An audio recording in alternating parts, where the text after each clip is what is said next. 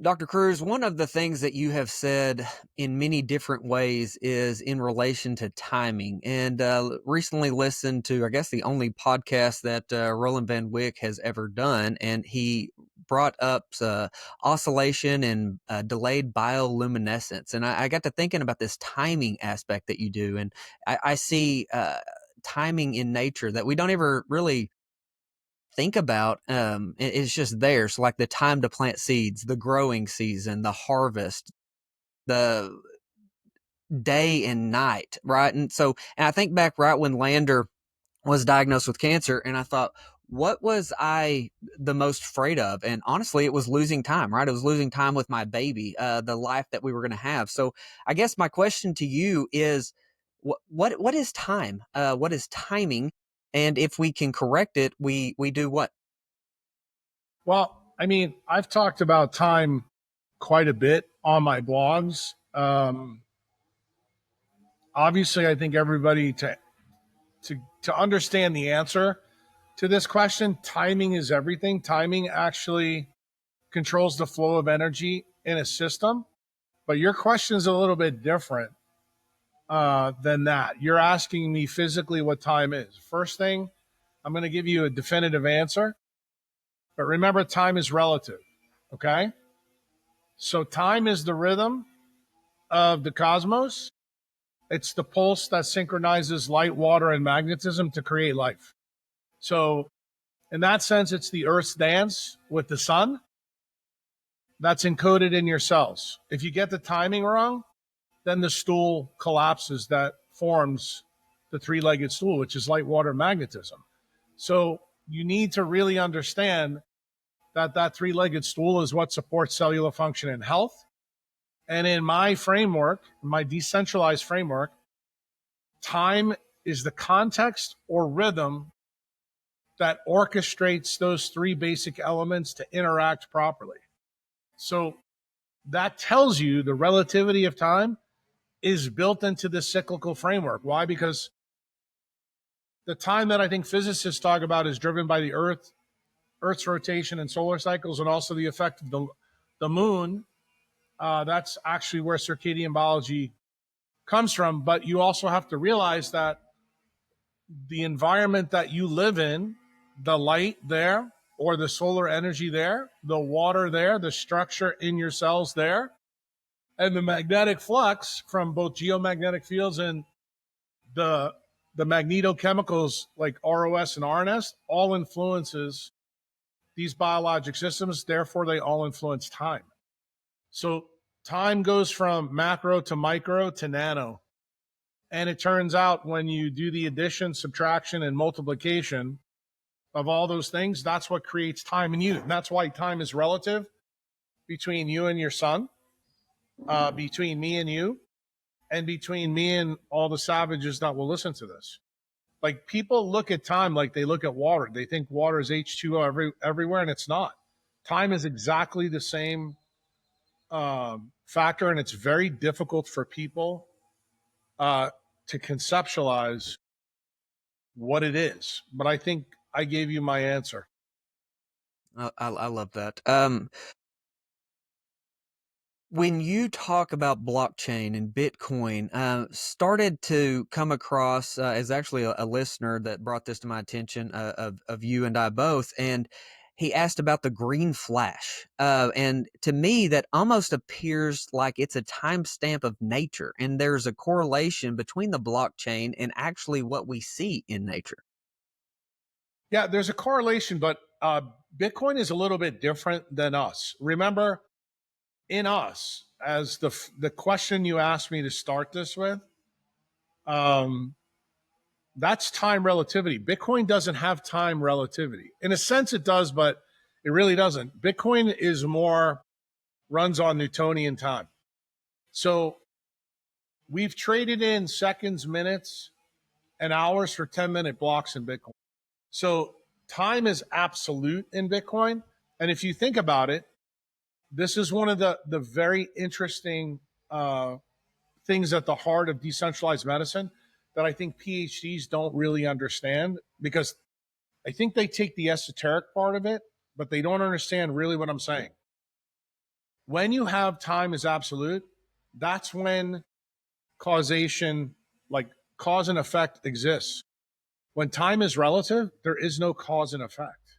And this is so counterintuitive to people. And then when you think about talking about medicine, what's the standard, gold standard in medicine? It's randomized controlled clinical trials that is based on what?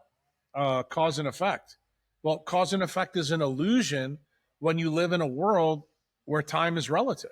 And you just asked me what my definition of time was, and I just told you it's relative on every level. And then even the levels, when you add them all up, there's even relativity there.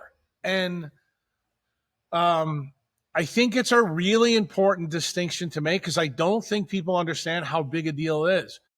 Now, Bitcoin and your mitochondria are time machines, but the time that they measure is different. Okay. And that means they work differently. And if you understand what makes Bitcoin so powerful, as a ledger or a blockchain, it has to run on absolute time. Satoshi clearly knew that. That's why he set the 10-minute window, because then you would have cause and effect. And cause and effect is actually how you solve the Byzantine general's problem so that it's an accurate time ledger. In other words, it's immutable. It can't be fucked with like anything else. And that's the reason why Bitcoin is incredibly powerful. It also confounds people. Like you hear, even in the Bitcoin community, some of the Bitcoin devs think, well, Bitcoin's too simple, to really be this. I don't think people really understand. Money doesn't need technological fanciness. All it needs to be is do its job. And, it's almost like when I think about this discussion, I think about Bill Belichick and what he used to say about the Patriots. Just do your fucking job. And that's all that matters. I don't need Tom Brady to do Antoine Smith's job or Mike Vrabel's job. Or this, just do your job and that will happen. And when it comes to Bitcoin, what is the job of Bitcoin? Very simply, it's to make sure that your value travels space and time so that like when your son is older, all the things that you did to toil in the field in Arkansas, you're able to transfer that value to your son and your family. But when it comes to us, meaning mitochondrial time, that's where it gets a little bit nuanced. That goes to the answer of the question that you started the podcast with. What is time? So you need to understand that there's a macroscopic part, which is the circadian biology, then the micro and nano, which is actually what happens at that quantum scale. And when you add it all up, that's actually what heteroplasmy is. And that's why I say fundamentally, when you really understand mitochondrial biology and Bitcoin, they're both time machines, but they're designed to do their job, what they're designed to do. One is biologic time, one is your lifespan, longevity. The other one is actually your value. And values require cause and effect. Mitochondria rejects cause and effect. It's based on probability. And this is the reason why, children can be born with retinoblastoma, or your son can be born with his cancer. But, seemingly that wasn't in your family before. You're like, well, how does this happen? It's a timing phenomenon. And that timing phenomenon affected the morphology, the organogenesis, and the heteroplasmy rate in his tissues. And do I think your question gets at the core of why people struggle with decentralized medicine? Because they think about time the way they think about water. Like water is H2O everywhere in the world for them. They've actually never sat down and truly pondered what time is. Who does that? Mostly it's, physicists. They have, the real interesting discussions about time because they understand that timing is big. And when you really understand the most important part of like how time and energy interact, it's what I said to you before, that timing determines how energy flows. That's the basis of entropy. And like when you read the white paper, when you read some of the stuff from Ilya Pirogin that deals with biology, that we are a dissipative state, you begin to see a picture of time that's far more complex. In other words, you have no problem as a farmer understanding some of the things that Pollock has said in his book. Why? Because He's made it like retard level so that you can understand, okay, yeah, when light interacts with water, it doesn't have the same physics. What I'm saying to you, when light, water, and magnetism interact together, time doesn't also have the same physical characteristics. In other words, it varies. And that's usually not something that is in people's, mental framework or in their models. It's certainly not present in the models of the doctors that you've taken your kids to. And is that kind of what I teach my tribe about? Yes. Like circadian timing is one aspect of timing, but then there's quantum timing that happens on the inner mitochondrial membrane. So the size between the cytochrome proteins actually affects time. How does that fundamentally work? The longer the space is, the harder it is for electrons and protons to tunnel. Well, if that happens, when I say harder, that means time has to expand. In other words, think about it like silly putty. And when time expands, what does that mean? That means that you're losing some benefit to your lifespan. That's effectively what happened to your son when you get cancer. Why? Because you're closer to death than you are to that dissipative state. And you always have to return the entropy back to something else so that the entropy in you stays really, really low. And what keeps the entropy low is maximizing or optimizing light, water, and magnetism. That gives you the most time. So I tell people that health is the slowest form of death. And if you actually think about that concept for a minute, it actually has time baked into the recipe. Absolutely.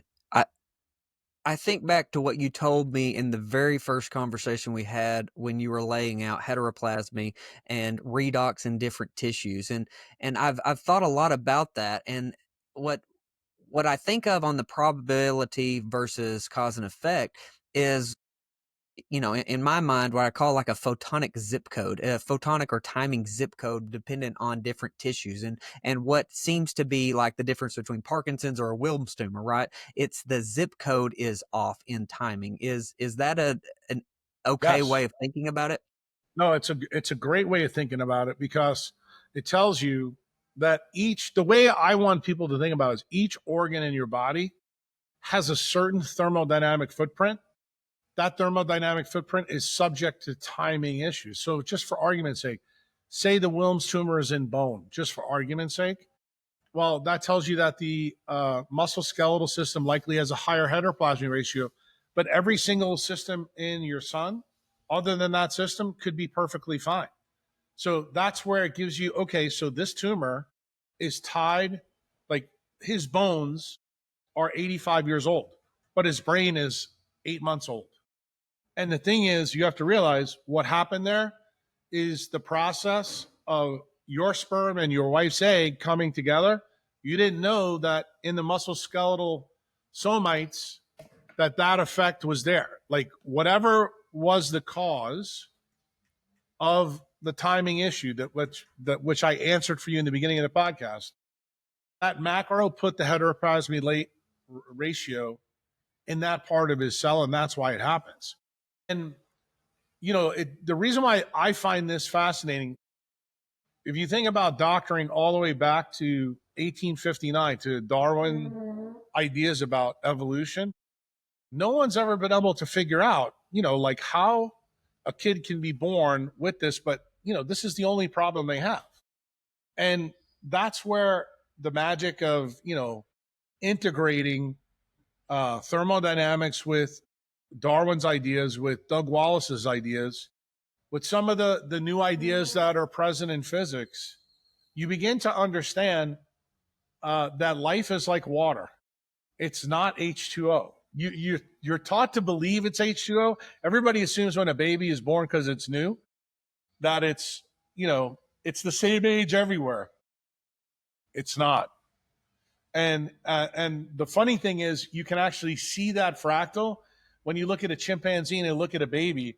Chimpanzee is born really, really thin, doesn't have frontal lobes, but a human baby who has almost the same amount of genes as the chimp looks so radically different when they're born. And then you look at it and you're like, well, that brain has got to develop postnatally. The chimp's brain doesn't have to do much at all. So that actually also tells you that there's a timing factor present there. Why? A chimp's brain is ready to go as soon as it emerges.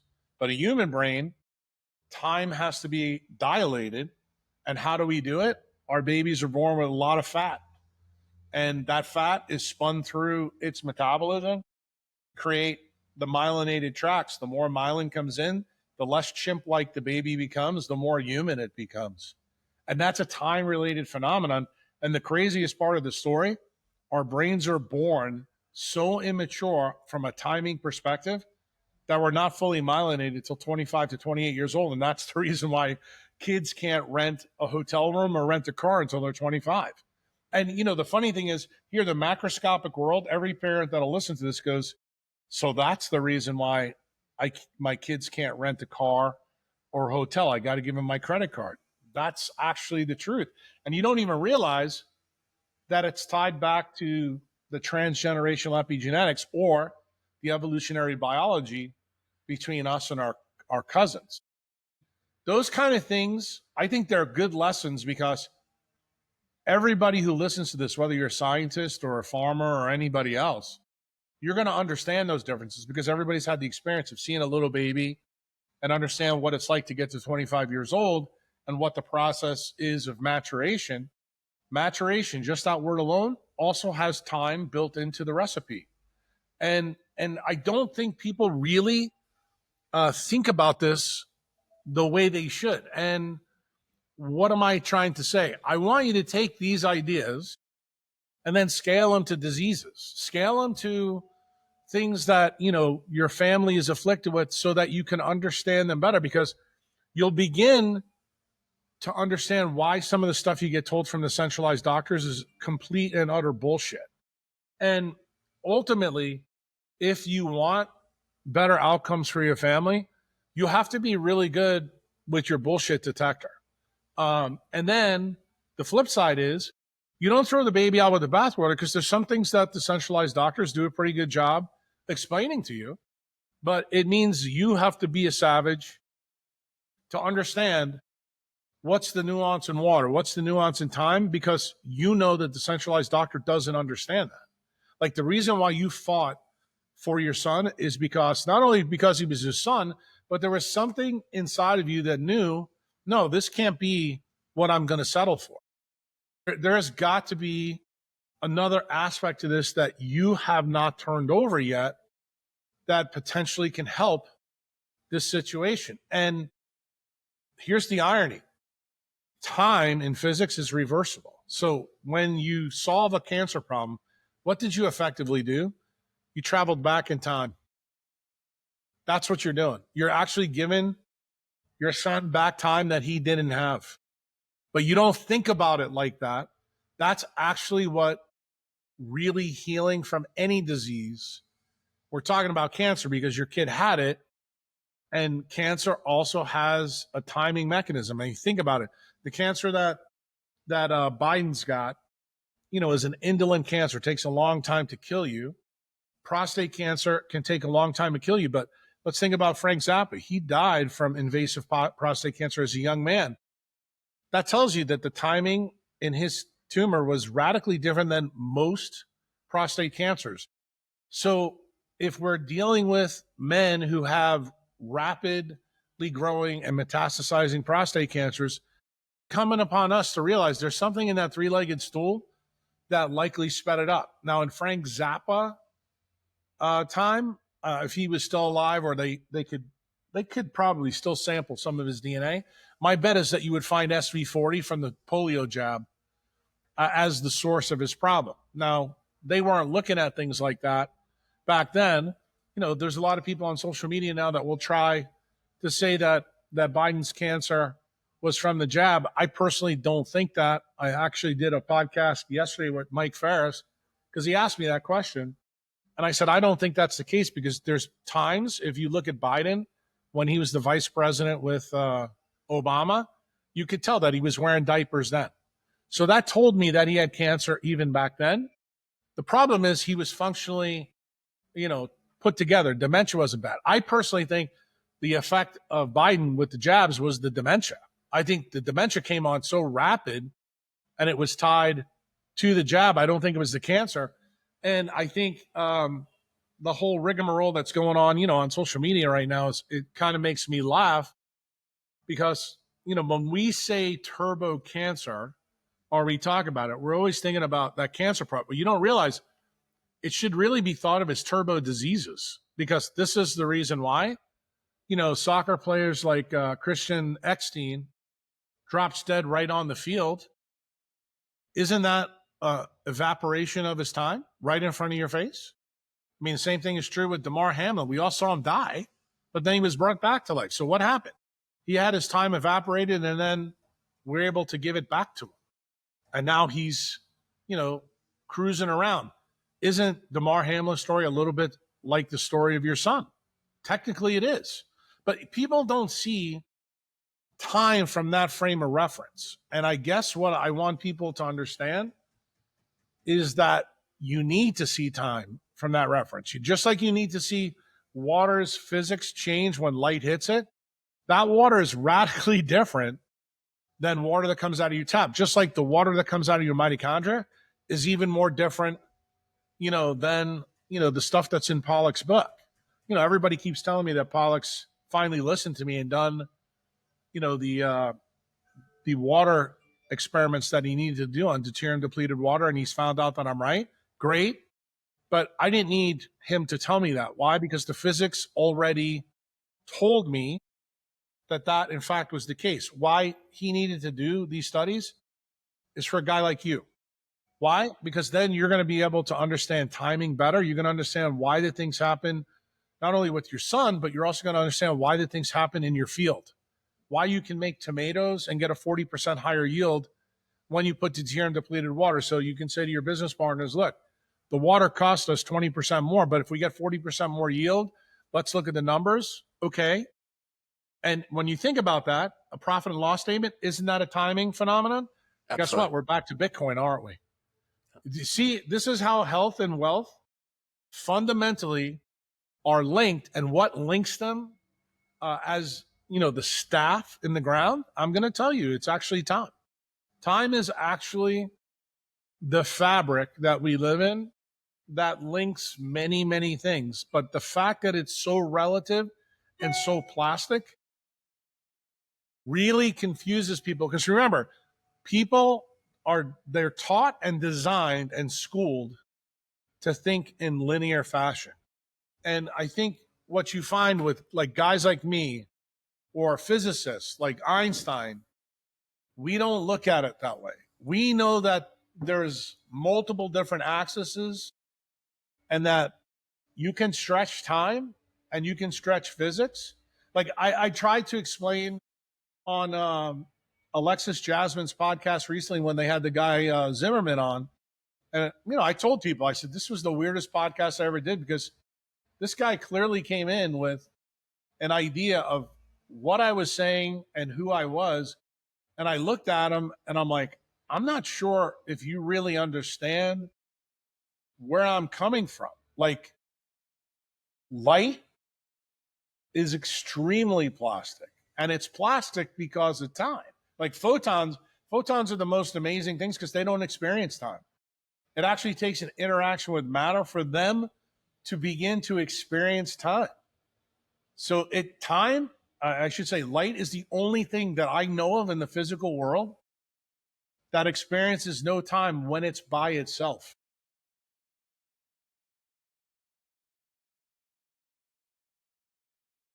That's maybe the Absolutely part of the fascinating. reason why. Something else I think so is incredibly absolutely important for your son. incredible. I was just saying, I said, maybe that's why light is so incredibly important, not only for your son, but also for your plants. Because if you really think about it, you are capturing a physical entity that experiences no time.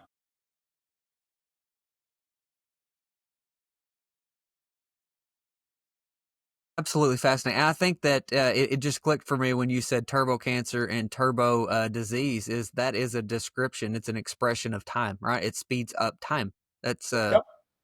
it's Yeah, right it there in front of raises us. heteroplasm. We have all these fancy synonyms for it, but it goes back to your fundamental question that you asked me: what is time? So Like if you sit and stew in these tomatoes for a period of time and actually think about it, you'll begin to understand that just about everything in your life funnels back to this issue about time. I was talking to the kids this morning about having this conversation. So 11 and 9 are the kids, and talking about we're big on photosynthesis. Like, I want them to understand photosynthesis front and back and how they can apply that to other things. But I said, Jack's always talking about food is light, right? But food is also time. If you think about what happens from the time a lamb is born and it eats and it grows and it takes this in, that all the steps are time. That grass they ate was time. The growth is time, and it's utilizing light. And I just think that that's a fascinating way to look at it that I had never thought about. Well, I mean, remember, I told you this before that you as a farmer have spectacular insights that you can bring to people. Like, for example, you know that the growing season for a cabbage and a potato are different. Well, guess what? Isn't that tell you something about the way photons would interact with the chlorophyll in that? You know that chlorophyll is the base to explain to your children how this happens. But what are we saying? There are changes in the system of a potato compared to a cabbage where the photosynthesis is also relative. The same thing is true with an eggplant. The same thing is true with a pumpkin. So if you think about food that way, all of a sudden then you begin to understand, well, this is the reason why the eye, the testicles, the lung, and the liver also do things differently. So what are we effectively saying? We're saying that the organs in your body mimic the foods in nature, that they all are designed to operate with light, water, and magnetism in a different way to get a physiologic task. And then what's the big metronome? The supracosmatic nucleus gets all the fruits and vegetables that are organs in you to operate so that you can live a life of a human that's 80, 85 years old. And it turns out when those organs don't operate in unison together like a symphony, that would explain your child's tumor.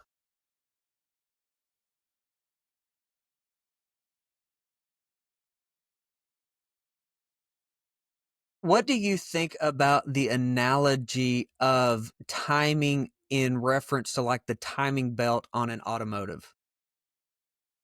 I think it's the same thing. I just think that the time there is, how shall we say, more regular. The time in a mitochondria is so variable. It's like when I tell you how variable, it's hard for people to explain, or I should say understand, because it's happening at nano and femto levels. So we're talking about -9, -13, -15. Like that to us seems like almost instantaneous, but the difference between femto time and atto time is actually the difference between a potato and a cabbage. It's the difference between your brain and your heart. And that is something that people don't really understand. And, like the refractive index in tissues, people don't realize that this is also tied to timing. This is a guy named Fermat's law. So, like when you change the optical density of a tissue, what are you effectively doing? You're changing how light can flow in that tissue. So, based on the question that you've asked me, Jack, does that mean that when we change the optical density or the refraction, that we're changing timing in the tissue? The answer is yes, you are. That's precisely what's happened. Like if you look and distill down Pollock's book, remember what he said in his original studies, that the refractive index of water once infrared light hit it was 270 nanometers. No one ever really questioned him about that. I was probably the first person that did. And I said, don't you find it kind of interesting that when infrared light, which is red light, low powered, 600 to 1100, technically goes up to 3100. But when it hits water, it changes the refractive index in the UV range. Like you didn't need UV stimulus to do that. You used low power light to change the optical density of water. And you know that when your son was born, he was 80% water. Me as an old fucker, I'm 50, 55% water. So, what do you think the effect of that would be when you actually think about it? And I think you're the perfect person to kind of have this discussion with, because you're used to looking at your field and seeing all these different things you grow. And I think when you think about how I think about time and how I think about light and how I think about refractive indexes, you're going to realize, okay, when I put that water in my field in Arkansas and the red light is changing it, well, what happens, because that water is outside and there's also blue, there's also UV, there's also green, there's also orange, like there's a cornucopia in there. How does that change? How does that change the refractive index of water? Like, for example, if you really scale it to my criticism with Pollock, uh, sunlight is going to have way different effect than full spectrum bulbs on light. I mean, you know that. I've said to many people, mostly Kevin McKiernan, not to you because I know you don't grow weed, but the weed that's grown in Colorado in those big grow places, that weed doesn't have as much power in the cannabinoids that are in there because the light they're using is not the sun. And I would say to you, that's actually now testable in food, because you've heard me say if you cut a sweet potato and you bring it to Whole Foods, they can use an optical scanner to find out how many biophotons are emitted from that food. And then they'll pay you the extra 30-40% because you effectively have grown that in the sun. You've proved to them that there's not pesticides in there. So, like when you hear Bobby Kennedy talk about atrazine, what are we really saying? When you put atrazine in a system or glyphosate in a system, you're changing the optical refraction. So, what does that mean? It slows or speeds light up in the tissue. That's effectively what pollution is. So, you've probably read a lot of the papers recently that come out. If you live close to a golf course, you can get Parkinson's disease. Well, what is that telling you?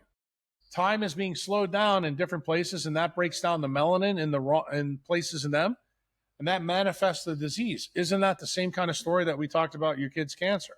In other words, it destroys the zip code in that area. And then when you think about, some of the pollutants in food, well, if you get some of those pollutants in food from chemicals, agricultural chemicals that you use, what effectively are you really saying to the end consumer? Yes, I grew this food. You have calories that you can sustain yourself, but some of the stuff you're going to eat from me is going to change the refractive index in you. Is that not the same thing that happens with supplements? Is it not the same thing that happens with vaccines? Like when you put, people think it has to be the chemical. The crazy thing, Logan, all it takes to affect this is the atom.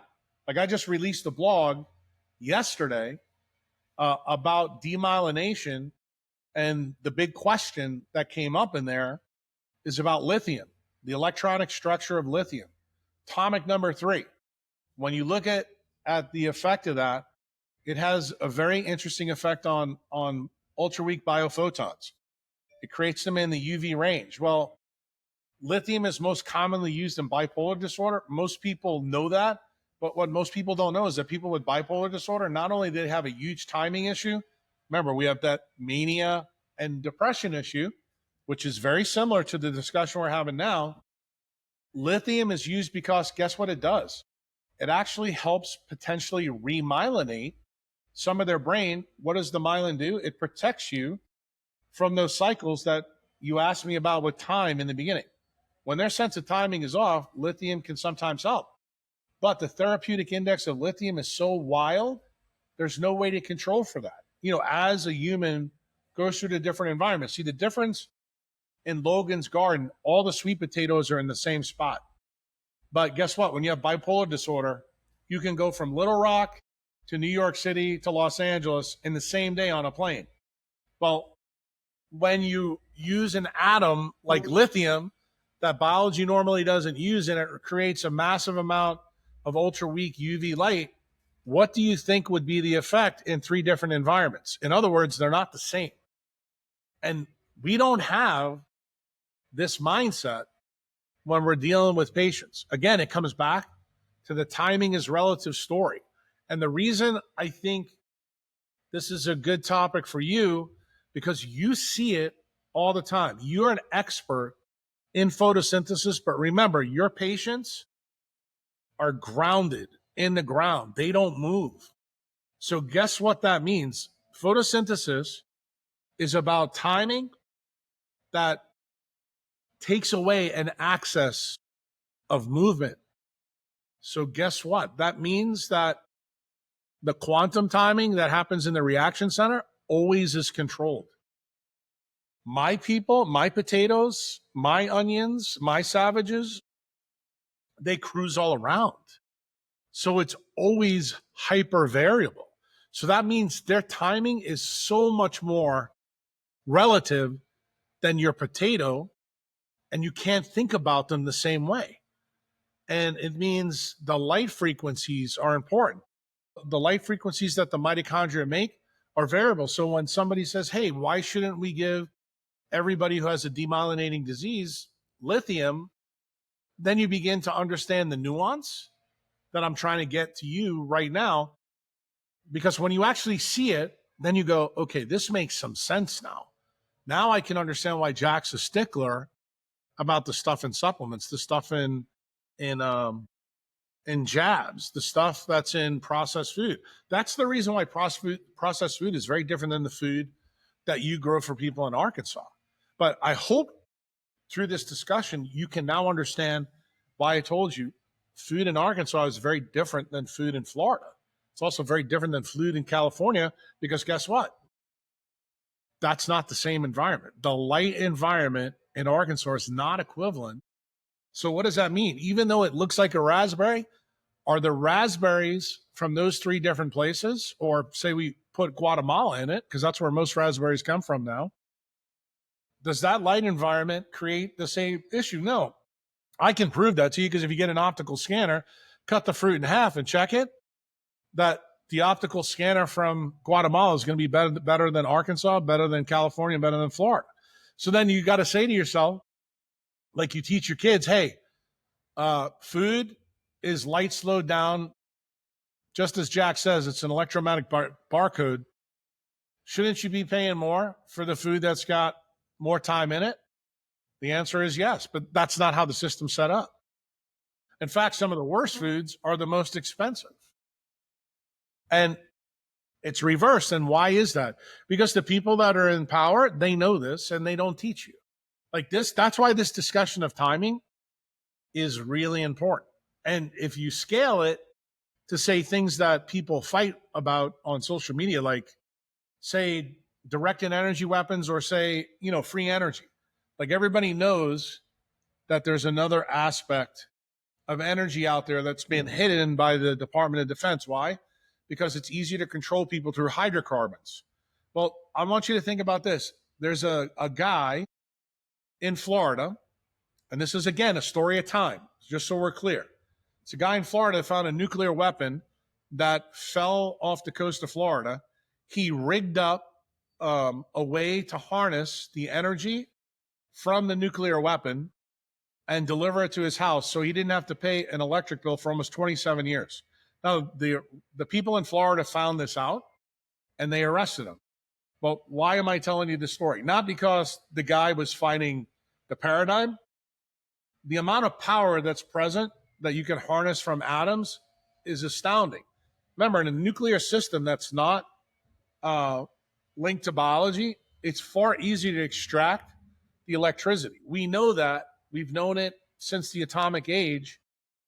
And this guy was harvesting huge amounts. Like from a bomb that's literally 50, 60 years old, he got free energy for 27 years. When you think about it, you're like, that is astounding, that physically can happen. But isn't that a story, Logan, about time again? It is. So it tells you that even in energy, timing is different. And when you get to nuclear fusion or fission, that's where time really is quick. And what happens in biology is all the matter that's in us, the atomic molecular organization in us, is designed to work a specific way. So that's the reason why a sweet potato is different than a carrot, why a carrot's different than a cabbage, but it's also the reason why your bone is different than your liver, and your liver is different than your brain. Absolutely love it. This would also explain why like liberated vitamin A in the cascade of what's going on there completely disrupts timing, the oscillation, the harmonization of Yep. everything. Well, you have to realize that vitamin A, you need to know what it links to. It links to its quantum partner, which is vitamin D. And it makes sense because vitamin D is the hormone, the neurohormone of the skin. Vitamin A is the neurohormone of the brain.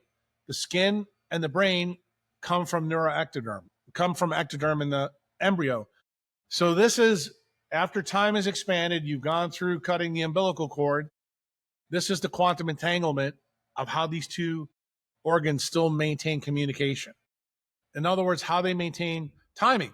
So the thing that humans found the most interesting about vitamin A is how it worked in the rhodopsin system. That's been very well worked out. People want to look at it, you should. But remember, rhodopsin is also an opsin, okay? And it's the most ancient one, but all the other opsins in the body work the same way. What they never teach you in biochemistry is that the emission and absorption spectra of vitamin A is very specific. Turns out it's 328 nanometers, okay? Now, the irony is, it should be important because what do you know about the skin and the brain? What's the key chemical that links most of them? It's cholesterol. Do you know that cholesterol has the same type of absorption and emission spectra? So you begin to understand now why vitamin A and vitamin D actually are easily able to talk optically because the refractive index is very tightly coupled. See, everybody thinks it's the genes, and it turns out it's not the genes. All genes do is set the tissue optics in the beginning, but then the tissue optics begin to change. And it turns out when the opsin releases vitamin A, it changes Fermat's law in the tissue. And then you have all these cycles like Boson's loop that's designed to, capture the vitamin A and bring it back so that the opsin can be recycled. That's how the system's designed to work. The question becomes, okay, what happens if the light that the mammal's in is no longer sunlight and it's blue light? Well, then we know the answer because it's a weak covalent bond that the vitamin A is constantly off. The question you should be as a savage then, okay, how does that scale to my kid's cancer? Is that the way this process actually started? And it turns out when you have too much of that issue present, it does cause you to lose time in that tissue. And you start to go, wow, well, what are the collateral effects of this vitamin A, vitamin D changing the tissue optics for timing? Well, melatonin gets destroyed. And melatonin's made where? 95% in the local mitochondria. So see what we just did? We went from the sun level to the mitochondrial level, right? And you saw the timing effect at each level, macro to nano. Now, what's the atto and femto? The mitochondria without melatonin then releases massive amounts of ultra weak biophotons like a bacteria would do, not like a eukaryote would do. So this is the atto and femto level now releasing from its projector light that's not as coherent. And here's the other part to really tie your mind in a brain twister. As light shrinks, what does physics teach us? The light gets stronger. Why? I already taught you that in many, many blogs and many podcasts. I know you know the answer to this, but you're probably not putting it together yet. And this is where this guy, Scott, when I talked to Alexis, he didn't understand this, even though he's an electrical engineer. The light from your mitochondria at that scale is stronger than the sun. That explains why leptin's got a 220 emission. In other words, it's not the sun that actually affects the leptin melanocortin pathway. It turns out that it's the light your mitochondria makes. Well, because we just said that your UPEs can be changed by the amount of vitamin A in a tissue, what happens if you can't make that light, bro? That's how you get fat, as an example. And all tied to timing and the light that you're there, because that stuff changes the atto and femto. But the first process is the nano. And the nano is the mitochondrial level. The atto and femto is when those lights is coming out. It's designed to target all those biochemicals that have a barcode in it. That's what an absorption and emission spectra functionally is. It's actually the socket that it plugs into. And if that signal is not good, doesn't have fidelity, meaning there's too much noise, which is exactly what blue light does, well, why would you expect that your kid would not get a Wilms tumor? No, you would say, okay, because of this understanding of time, now I'm beginning to understand a lot of the other concepts that Jack teaches. Why? Because, yeah, the axiomatic thing is photons don't experience time. They experience it once they interact with tissue, because then they get programmed because of the emission and absorption spectra. And then you begin to go, so this is like a giant puzzle that you have to put together. And that's exactly what decentralized clinicians are designed to do. I mean, when you listen to the last two podcasts I do with Alexis, I think it's really interesting because here you got a guy that's focused only on infrared A, nothing else, trying to make light bulbs. And you heard what I said to him in that podcast. I'm like, yeah, you can make all the light bulbs you want, but light bulbs are not going to solve anything. You need the sun. Nothing replaces the sun. And I knew he didn't like that when I said it, but it's true. It's axiomatically true. Now, a guy like you who's a farmer, you're like, yeah, fuck, I know that. I mean, I don't grow my plants, with light bulbs from Scott Zimmerman, and nor would I ever do that. I'm going to use the best light on the planet. But the point is Scott is making light bulbs for people who've made a determination that they would like light inside their house. Well, guess what? That affects the tissue optics. It affects the timing. It affects the heteroplasmy rate. In other words, I just took you from the macro to the femto. And what I'm trying to get people to understand. I have a question on that. Okay, between the chromatin and the mitochondria, it almost seems like you've got two projectors going on in a cycle, right? And then delayed luminescence, you've got the mitochondria as an absorber and emitter, and this cycle going on, and then mitigated through your melanin, and you got membranes. So to me, that would say like we have a massive. You got one more thing you haven't thought about. What is the ultimate electromagnetic antenna? DNA. Remember, you asked about histones. Histones and methylation patterns cover that. That blocks the electric and magnetic fields. So guess what? Right before a cell has to divide, what do? It has to unzip. That means that the histones and chromatin have to go bye-bye, right? When that happens, light emission is coming from DNA. That tells everything else in the cell, chill out, be quiet, because this is the most important thing that we do as a cell, because we're getting ready to divide. And then what's the fidelity of the signal that allows it to divide? That's the onion root experiment. It's UV light that stimulates mitosis. So then you have to realize the histones and methylation pattern go back on the DNA to retain the light in that staff. The same thing is true in the mitochondria. What's the key in mitochondria? We know that when mitochondria are sick, they emit more light. That light is not coherent, meaning that the spectral frequency is wider. So it goes, say, 200 to 800. What is health? Health is when the light becomes less intense, but shrinks in its frequency. Why? Because of the point that I'm trying to make to you, that I tried to make to Zimmerman, but he didn't get. Light at small scales is more powerful when it's coherent. And what do physicists know about the light? They call that laser light. So realize that when you look at Roland Van Wyck's book and you talk to a guy like, say, Ray Peat, which I did, and I tried to explain to him what the inverse square law means. You know how people understand the inverse square law, Logan? The way you do as a farmer. That light is 93 million miles away, okay? It comes to my plants and it gets dissipated. That light is got massive spectral frequency. It's got its own intensity. But what you don't realize is light at the femto level is far more powerful. It doesn't have to have a ton of photons, because the length of time traveling at the speed of light, the fidelity of the signal is off the chain. It's so powerful because You can't mess with it.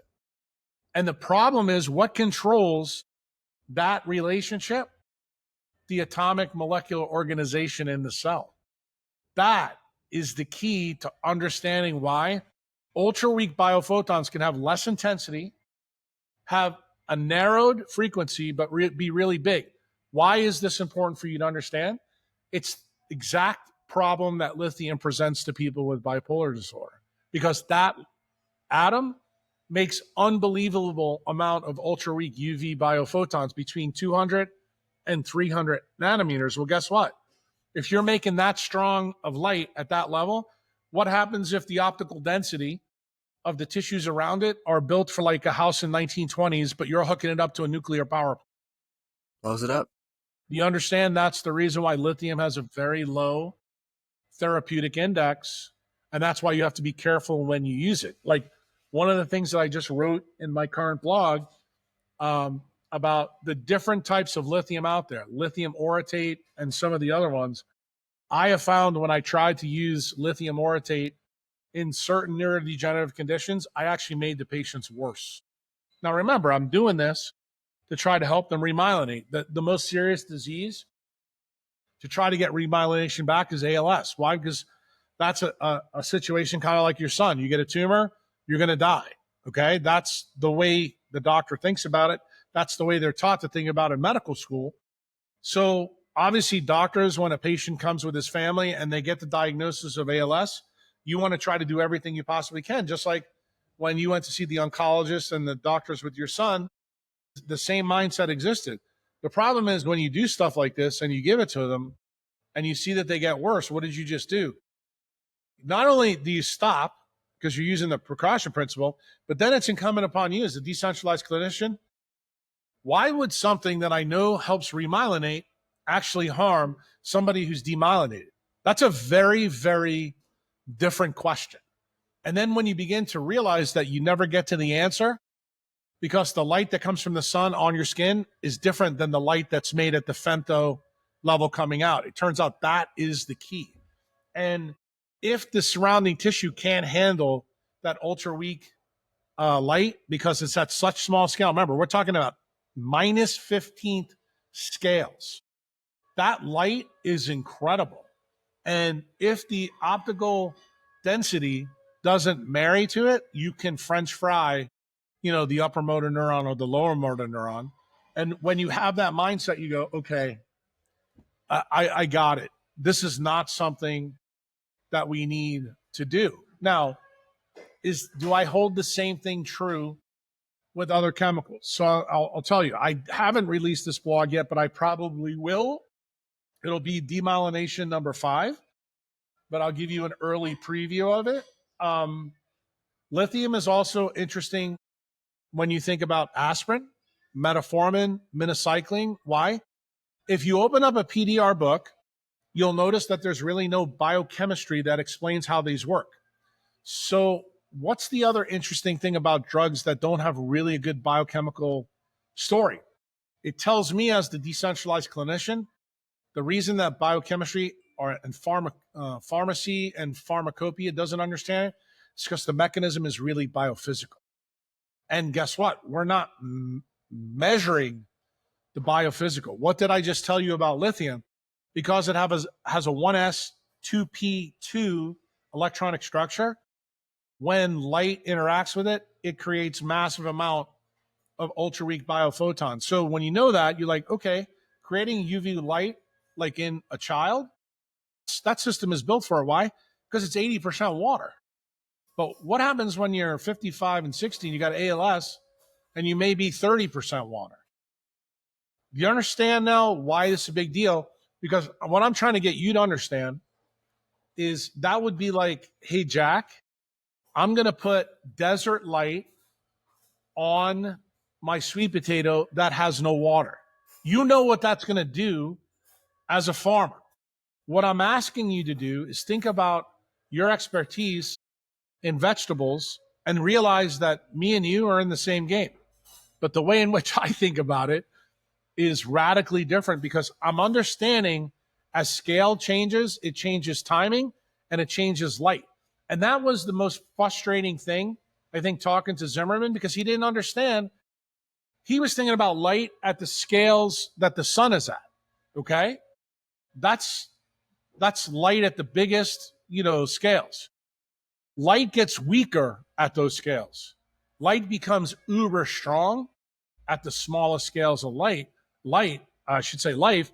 And it turns out that's the part of the story that I don't think any of the people in the quantum space have gotten to yet. They really don't understand Uncle Jack yet. They have all focused in on what Zimmerman's focused in on. And I know you're focused in on that as well, because that's how you grow your food. What I'm saying to you is the question that you brought up in the beginning of this podcast. It's a spectacular one, because what I'm asking you to do is to put yourself in the state of a soybean, a sweet potato, or a cabbage, and understand how it uses light differently to get what it does. And then when you begin to see that, then you say, so this is the reason why Jack would have me take my son to a place like El Salvador, but not my other kids, because they don't need that signal, because his optical density is off. And Jack knows that. And now I understand he's trying to reverse time, in where that tissue is. And he's using it because the prescription is really at the femto, anno, and nano, not at the macro. Like when you're healthy, the macro runs most of the system. But when your heteroplasmy is fucked, dude, then it becomes more what the projector, the mitochondria, is making, and then what's proximal to the mitochondria. I said this in the Sabine, Hazen, and Alexis podcast. What's proximal to the projector? Turns out it's the AMO physics that's in the cell. That's actually what determines what the UPEs are going to be. And this is the reason why, when I said to Dr. Sabine that when you think about the inner lining of the intestine, that's the screen of the movie. The mitochondria is making the light. What the discussion you and I are having now is what's behind the projector. Normally in a movie theater in Arkansas, you're going to say, well, it's a plug that goes into the AC power grid. What am I telling you? That plug is actually how the sun interacts with the AMO physics to give you the light show. And when you really scale it to the macro, you can go out and look at, say, a 5G antenna somewhere in Arkansas, and you see all those wires coming up, and then you see all those arrays on the top of it. That's making signals so that you can communicate. We know that the wires are carrying electricity from the AC power grid, but what's effectively happening here? You're turning electricity into light. That's exactly what semiconductors do. So the idea that I'm trying to get you to understand is that the AMO physics in a cell actually are the basics of how semiconduction works in us. That gets you straight to Becker's work. So what am I doing for you? I'm taking you from the sun level all the way down to like the minus 20, minus 21 level. Then you're going to minus 15, minus 13, then the nano level. Like, you guys are just beginning to get to the nano level, but you ain't where I'm even way past minus 20 now. I'm talking about how neutrinos change atoms. Like, it's the ultimate alchemy. That's something, a particle that doesn't even interact can change, argon into chlorine. That's, King Lear kind of shit. You don't think that can happen. Do I think that that may be a possibility in what life is capable of doing? Maybe. I haven't worked out the physics yet, but this is the interesting thing about physics when you talk about timing. The laws of physics don't say no. If they don't say no, that means nature's had a 3.8 billion year step on us. Remember, we're just using carbon to do semiconduction now. That's not hydrated. Like, we're built with hydrated carbon. Like, if you drop your iPhone in the toilet today, it ain't going to work. But guess what? When you go in the toilet, you work perfectly fine. And the point I'm trying to make to people is I want you to be uber curious about this science, because when you ask a question that you asked about time, I want you to think about where we've gone in like the last hour. Like such a simple little thing. And then when you parse it out and dissect it, you go, wow, I haven't really thought about this, the way that I need to think about it. And then when you think about like what you do in your life, which is why I told you the last podcast we did that I think you talk shit about yourself too much. You're a fucking farmer. Dude, you should be more of a light expert than a dermatologist, because I guarantee you the dermatologists are idiots compared to you. And not only that, you have really, really good pupils in sweet potatoes and soybeans. Like dermatologists don't. They have people that move around and do all kinds of shit they're not supposed to be doing. And then you have the dermatologist that has a centralized framework that doesn't even know that time is relative, doesn't understand that photons don't experience time, and they're supposed to be the light experts. This is the reason why their literature is filled with garbage. Right. One thing I want to get your take on, because I think it's absolutely fascinating. When you take into what you said about the mitochondria in a sickened state produces more light, we talk about maybe something like SV40 getting in DNA and darken it, like it blackens out part of it. We go to that double projector idea or connotation, and then we throw in, say, deuterium in the cytoplasm that gets electromagnetically squeezed and produces light. So on one hand, we have too much light, and on the other hand, it's not enough. Is that a decent way to say it? Because that, to me, sounds like a cancer bomb. Yeah, well, I mean, I'm okay with you thinking about like this. This is what I would tell you. I want you to learn, and I've taught people this in the blogs. The science that's easiest to understand, in my opinion, is Shannon's theorem. Shannon is a guy who's he's the basis of information theory. And basically, what he came up with was a mathematical description of entropy. It almost looks exactly like Boltzmann in thermodynamics. The equation is the same. So why is this important? So you start to go, that means that energy and information seem to be equivalent. In other words, we have equals mc squared. We know that mass and energy are that way. I'm going to tell you that there's an equivalency between information and energy too. And that's going to be the domain of biophysics probably in the next 100 years. When we figure out truly what that determination is, that's when the needle's really going to move for people in biology. Okay. So here's what Shannon's theorem says. And you have to remember, he came up with this idea. How did he get the idea? He worked for Bell Labs and he looked at all the wires. You've seen the old wires that the operators used to put in. He's like, this is absolute chaos. He goes, I have to figure out how does this signal to noise ratio work? So he worked it out for information, came up with the thing. And from there, we got rid of all that stuff. And he figured out what makes the signal to the noise ratio important. Turns out that the electromagnetic footprint has to be unusual for a message to be heard. So I want you to think about this. Let's talk about one aspect of timing that I know you've done your homework on. What is the color of light that circadian rhythm works on? Blue light. You want to know something else that's interesting about blue? It's extremely rare in nature. It's not used very many places. This is the reason why evolution or God, whoever you want to, ascribe to, picked blue light to run the SCN and the habenular nucleus. So remember, circadian biology is one level of timing. Then when you think about this, and you think about mitosis, because as a farmer, mitosis is really important to make a sweet potato that's big, or soybeans frequently. And same thing with children. If you don't have mitosis, you don't have a kid. Well, we know from the onion root experiment that Gerwich told us that the mitogenic radiation is UV specifically. Then we go to Fritz Pop's work, and Fritz Pop said anything that messes with 380 nanometer light seems to cause cancer.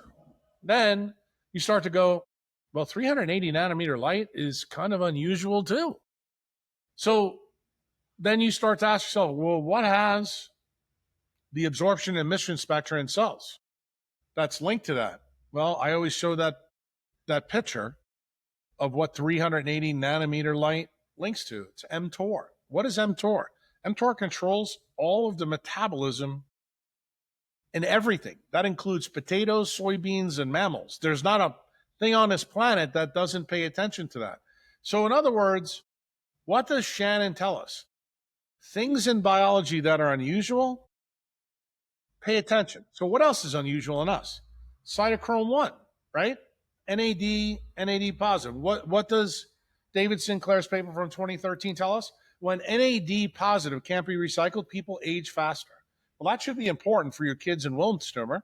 So then you ask the question, okay, what makes cytochrome 1 unusual? Turns out it's got a 340 nanometer absorption spectrum. So what does that mean? Electrons from the food that you grow in Arkansas only can enter the mitochondria at that level. Nothing else can. Everything else has got to funnel through cytochrome 2. What is cytochrome 2? FADH2? That's a flavin. That's blue. It's a blue detector.